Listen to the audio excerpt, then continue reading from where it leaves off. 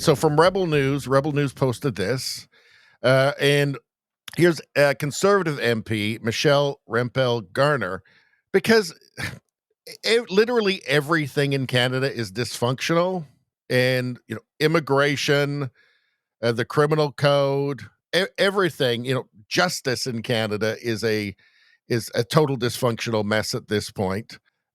Literally everything needs to be fixed, and sometimes it's combined dysfunctions from like crime and immigration, for instance. That's an easy one.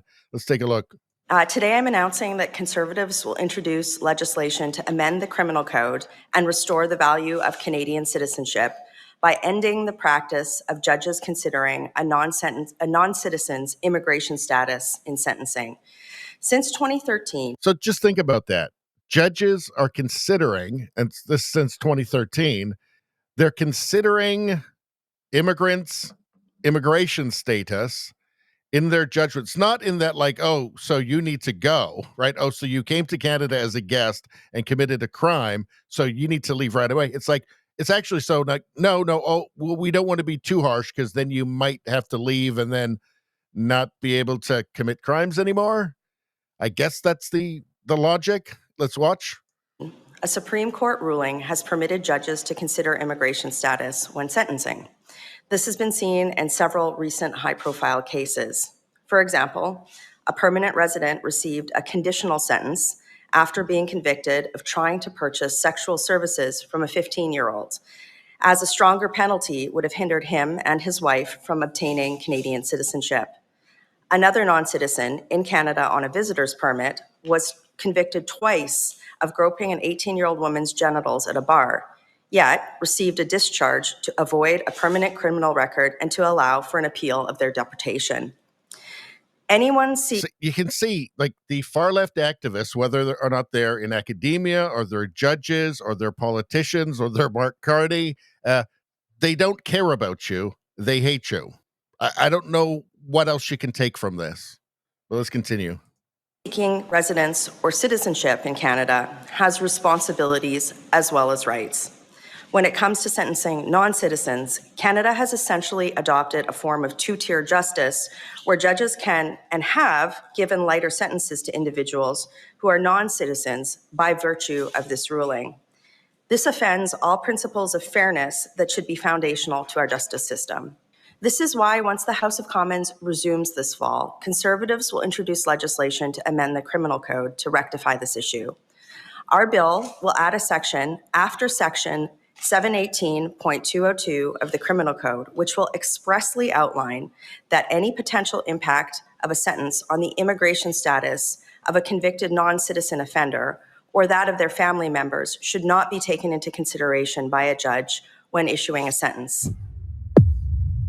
So, I mean, it's just the dysfunction.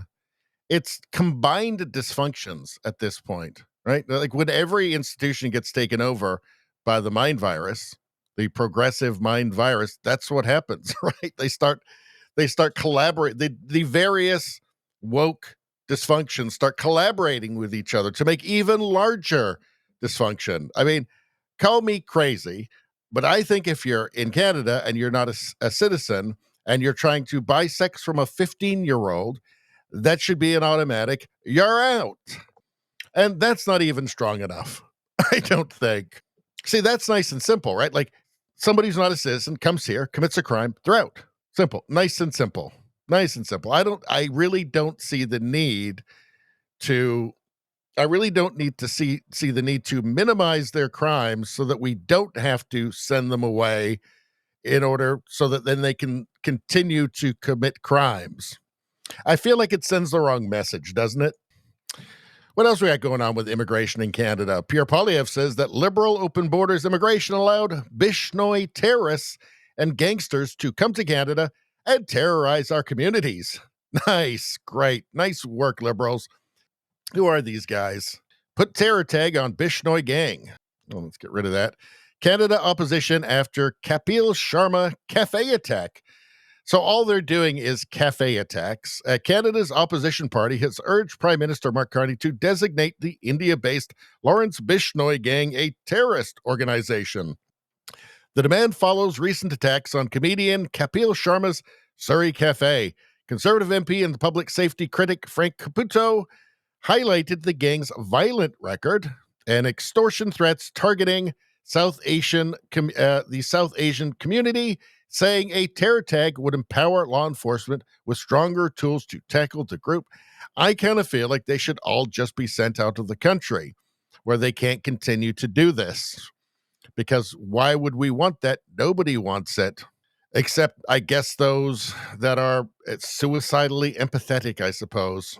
So, the gang is suspected to be behind the surge of extortion threats in BC, Alberta, and Ontario, and has terrified the South Asian community. Yes, so they will tell people that you give us this much money or we're going to go by and shoot up your house. This has been happening for years now. Get them all the hell out. All out. Out of the country. Out you go. Out you go. I mean, maybe right to jail, right away. And then out. Then out.